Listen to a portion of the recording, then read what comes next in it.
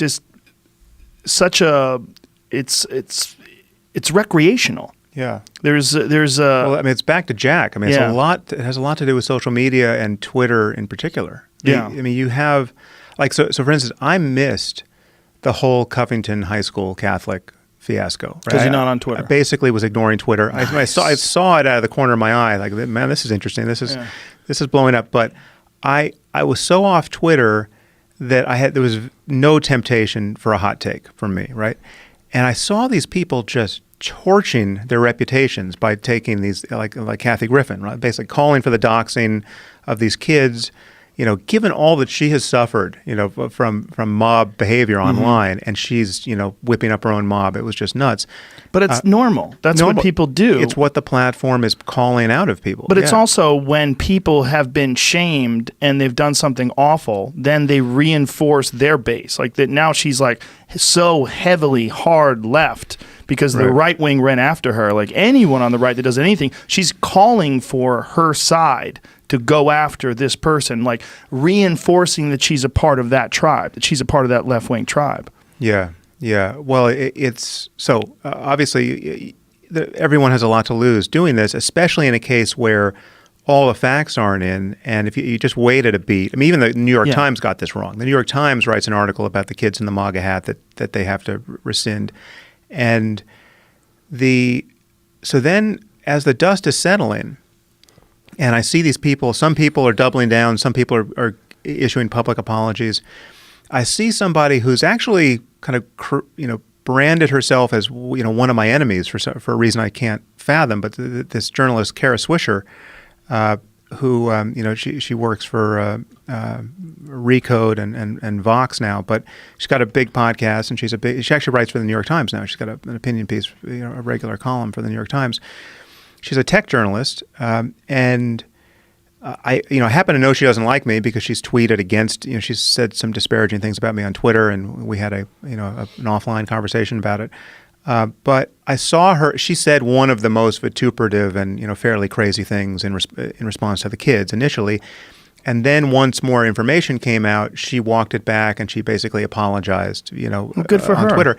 And so I said, good for you, Kara. I just wanted to support this norm of acknowledging that you got something wrong. And I wanted to do it I wanted to actually do it for someone who I know really doesn't like me. That was an added bonus for me because that's another norm that I think we should support. It's like we should play fair even with our enemies, right? Yes. And honestly, I try to play fair even with people who never play fair with me. Even someone like Glenn Greenwald or Ray Zoslan. People who have just lied about me endlessly. If I get something wrong about them, I publicly apologize for it. So I did this, and so this was at the absolute 11th hour with respect to this scandal online. And when I saw the kind of pain I was getting just for supporting Kara in her walk back of this thing, at a moment when it was obvious she should have walked this back, I got people saying, unsubscribing from your podcast, you are, now I know you're a fucking racist. It was just pure pain.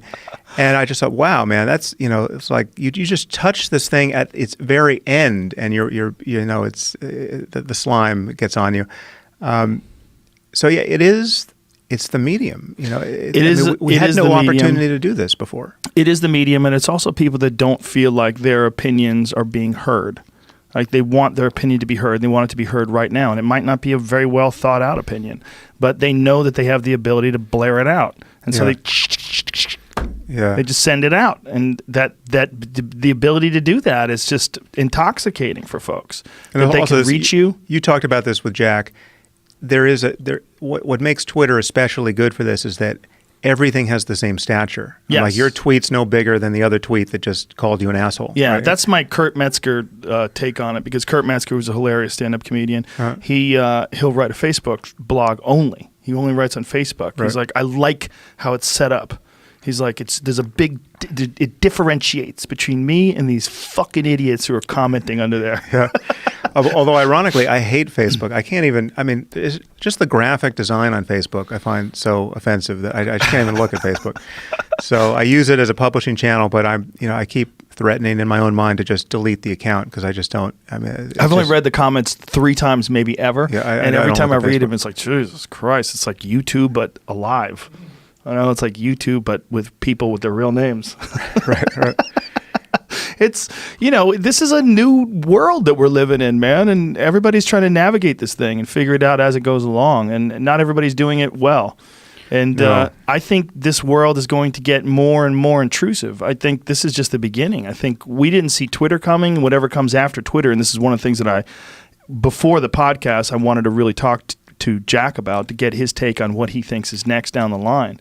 Because there's going to be something that's more invasive. There's going to be something that is more, whether it's, I think, probably something in the line of augmented reality. Like there were probably a decade away from something that makes this look like books, look like, a fucking corkboard at a bookstore. Yeah. Although strangely, we're living through the golden age of audio here. It's like Yeah. we went full into video and we're poised to go 3D and Right.